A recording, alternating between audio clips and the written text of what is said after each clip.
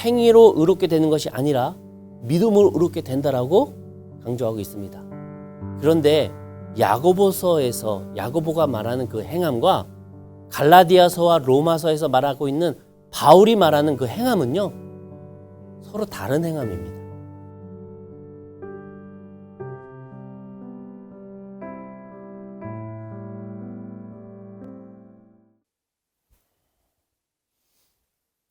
할렐루야. 한 주간 평안하셨는지요? 가끔 눈도 내리는데 이런 날씨에 우리 성도님들 건강하시기를 바라겠습니다. 성경에서는 야고보라고 하는 이름이 꽤 흔한 이름입니다. 구약의 야곱에서 파생된 이름이기 때문에 신약에도 야고보라고 하는 이름이 많아요. 우리가 지난 시간까지 총 2명의 야고보를 공부했었습니다. 한 명은 요한의 형제 야고보라고 불리는 큰 야고보, 제자 중에서 첫 번째 순교자였던 그 야고보를 우리가 살펴봤었고요. 또 작은 야고보라고 불리는 알페오의 아들 야고보라고 하는 예수님의 제자도 우리가 공부했었습니다. 그리고 마지막으로 예수님의 제자는 아니었지만 예수님의 형제였던 야고보가 있습니다. 그 야고보가 성경에 기록을 했는데 야고보서가 바로 예수님의 형제였던 야고보가 적은 서신입니다. 오늘 살펴볼 야고보는 바로 예수님의 형제 야고보입니다. 이 야고보가 어떠한 말을 했었고 또 어떠한 신앙을 살아갔는지 우리가 한번 살펴보면서 함께 은혜를 나누고자 합니다. 마가복음 6장 3절을 보면은 야고보가 예수님의 형제였다는 것을 우리가 알 수 있습니다. 이 사람이 마리아의 아들 목수가 아니냐, 야고보와 요셉과 유다와 시몬의 형제가 아니냐, 그 너희들이 우리와 함께 여기 있지 아니하냐 하고 예수를 배척한지라. 야고보는 처음부터 예수님을 하나님의 아들로 믿지는 않았었습니다. 자신의 형이었지만 내 형이 하나님의 아들이라고? 라는 것을 야고보는 믿지 않았어요. 요한복음 7장 5절에 이렇게 기록합니다. 이는 형제들까지도 예수를 믿지 아니함이로라. 마가복음 3장 21절에 이렇게 기록합니다. 예수의 친족들이 듣고 그를 붙들러 나오니 이는 그가 미쳤다 함이로라.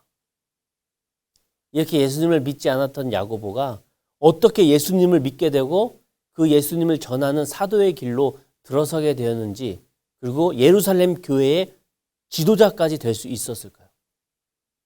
고린도 전서 15장 7절에 보면 이렇게 기록합니다. 그 후에 야고보에게 보이셨으며 그 후에 모든 사도들에게와. 예수님께서 돌아가셨다가 부활하셨던 주님이 야고보에게 가셔서 자신의 몸을 보여주셨습니다. 야고보에게 먼저 보여주셨고 그 후에 다른 사도들에게, 제자들에게 보여주셨어요. 야고보는 형제였던 예수가 부활한 것을 직접 눈으로 목격하면서 이제는 그 예수를 전하는 복음 전도사가 되었습니다. 그러면서 자연스럽게 가장 핍박이 강했었던, 심했었던 그 예루살렘을 피하지 않고 예수님의 부활을 그 예루살렘에서 전하는 사람이 됩니다. 결국 순교하게 되죠. 이 야고보가 기록한 이 야고보서 1장 1절에 보면은 이렇게 기록을 하고 있습니다. 하나님과 주 예수 그리스도의 종 야고보는 이라고 말합니다. 자신을 주 예수 그리스도의 형제 야고보는 이라고 소개할 수도 있어요. 근데 종 야고보라고 소개를 합니다. 이 야고보가 사역을 하면서 내가 예수 그리스도의 피부치야, 내가 예수 그리스도의 형제야, 내가 맨날 같이 밥 먹고 맨날 같이 잠자던 사람이야 라고 자신의 그 특권을 내세울 수도 있습니다. 그러면 오히려 더 목회도 더 잘 될 수도 있어요. 그러나 야고보는 자신을 형제라고 소개하지 않고 예수 그리스도의 종이다 라고 소개를 합니다. 더욱 낮은 곳에서 자신의 그 이름표를 다 버려버리고 겸손하게 사역했다는 것을 우리는 알 수 있죠. 이 야고보는 예루살렘 교회의 지도자의 역할을 감당했던 사람이에요. 사도행전 15장 13절도 보면은 이 야고보가 당시에 할례에 관한 논쟁, 또 이방인 그리스도인들을 정말 그리스도인으로 받아들일 것이냐, 이 논쟁하는 예루살렘 회의를 누가 주최하고 누가 마무리하느냐, 이 야고보 사도가 마무리를 하더라고요. 갈라디아서 2장 9절도 보면은 이 야고보가 베드로보다도 더 앞쪽에 이름이 기록될 만큼 영향력이 있었고 또 어려운 사역을 감당했었던 인물이었어요. 그렇다면 이 야고보는 예수님의 제자도 아니었고 예수님의 부르심을 받았던 사람도 아니었는데 어떻게 이렇게 큰 일을 감당하는 예루살렘 교회의 지도자로서 일을 할 수 있었을까요? 갈라디아서 1장 19절에 보면은 바울이 예루살렘에 갔는데 그 예루살렘에서 주님의 형제 야고보 외에는 다른 제자들을 보지 못했다고 합니다. 예루살렘은 당시 가장 핍박이 심했던 곳입니다. 로마로부터도 핍박을 받았지만 같은 동족인 유대인들에게 핍박을 많이 받던 곳이 예루살렘 그리스도인들이었어요. 이런 환경 속에서 신앙 공동체로 모여서 예수를 믿고 예배드리면서 그 예수님의 말씀을 전하고 지킨다? 너무나도 어렵고 또 무서운 일입니다. 그런 어려운 환경 속에서 위험한 환경 속에서 신앙생활을 하다 보면요. 나타나는 한 가지 특징이 있습니다. 바로 철저한 신앙생활입니다. 철저한 신앙생활. 우리가 이 철저한이라고 하는 단어에 집중을 해야 됩니다. 철저하지 않잖아요. 쉽게 무너지고 쉽게 타협할 수밖에 없는 그러한 환경인 거예요. 야고보 사도는 아주 철저한 신앙생활을 성도들에게 또 자기 자신에게 요구할 수밖에 없었습니다. 왜냐? 자칫 잘못하면은 이 어려운 현실 앞에서 신앙이 무너지기 십상이고 실제로 신앙이 무너진 사람들이 점점 속출하기 때문이죠. 그런 환경 속에서 목회하던 야고보 사도의 편지인 이 야고보서를 읽어보잖아요. 자연스럽게 믿음에 따른 내 믿음에 따른 그 증거인 행위를 꼭 보여야 된다라고 기록을 할 수밖에 없는 거예요. 야고보서 1장 25절에 이렇게 기록합니다. 자유롭게 하는 온전한 율법을 들여다보고 있는 자는 듣고 잊어버리는 자가 아니요 실천하는 자니 이 사람은 그 행하는 일에 복을 받으리라. 참된 믿음이란 믿음과 행함이 동시에 구성되어야 된다. 이 둘이 분리되고 따로 놀면 그거는 죽은 믿음이다 라고 말하고 있는 겁니다. 이렇게 행함을 강조하다 보니까 어떤 분들은 믿음을 강조하고 있는 로마서와 갈라디아서 그리고 행함을 강조하고 있는 이 야고보서는 서로 모순되고 상반되는 부딪히는 게 아니냐라고 말씀하시는 분들도 계십니다. 근데 그렇지 않아요. 야고보서에서도 꾸준히 강조하고 있는 건데 믿음은 항상 강조합니다. 야고보서 1장 6절과 7절에 이렇게 기록합니다. 오직 믿음으로 구하고 조금도 의심하지 말라. 의심하는 자는 마치 바람에 밀려 요동하는 바다 물결 같으니 이런 사람은 무엇이든지 주께 얻기를 생각하지 말라. 오직 믿음으로 구하고 의심하지 말라고 야고보 사도도 이렇게 자신의 서신 초반에 기록을 하고 있습니다. 또 야고보서 2장 1절에 야고보 사도가 또 이렇게 강조합니다. 내 형제들아 영광의 주 곧 우리 주 예수 그리스도에 대한 믿음을 너희가 가졌으니 사람을 차별하여 대하지 말라. 2장 1절에서도 예수 그리스도의 믿음을 가졌으니 라고 믿음을 꼭 언급해요. 근데 그 뒤에 바로 뭐라고 나옵니까? 차별 대우하지 말아라. 즉 실천을 강요해요.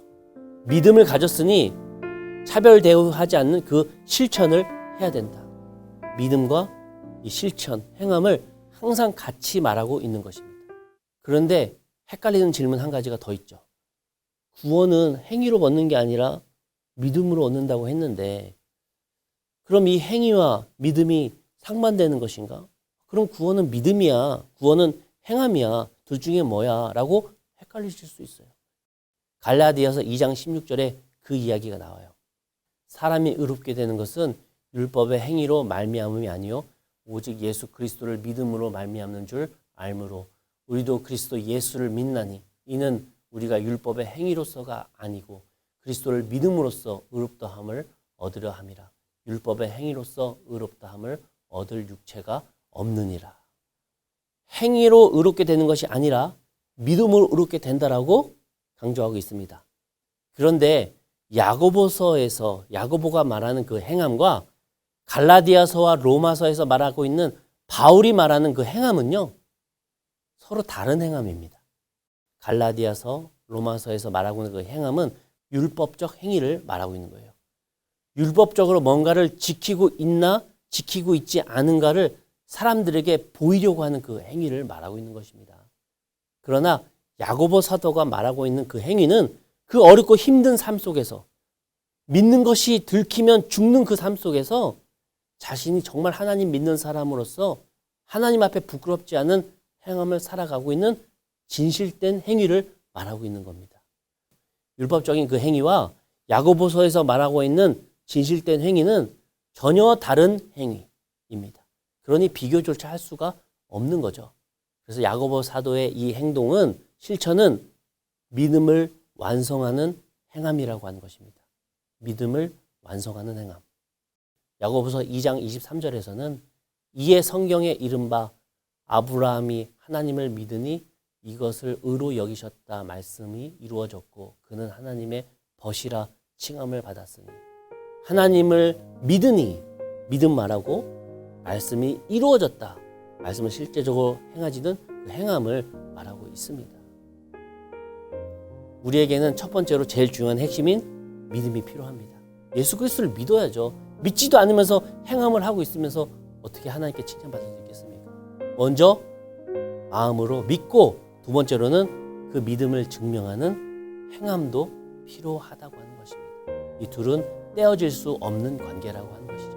우리 사랑하는 쉐마 성도님께서도 이 야고보서를 읽으시면서 행함이 있는 그 믿음, 살아있는 그 믿음, 이 믿음이 더욱더 굳건해지시는 주님의 자녀들 되시기를 항상 기도하겠습니다. 이제 날이 점점 추워지고 있습니다. 코로나 바이러스도 변이를 일으키면서 다시 성행한다고 합니다. 이럴 때 좀 더 조심하시고 또 이럴 때 시간적 여유가 있으실 때 성경을 펴서 읽으시며 하나님께서 주시는 귀한 말씀을 받는 귀한 또 계기가 될 수 있는 우리 성도님들 되시기를 기도하겠습니다. 한 주간도 주님 안에서 건강하시고 평안하시기를 바라겠습니다.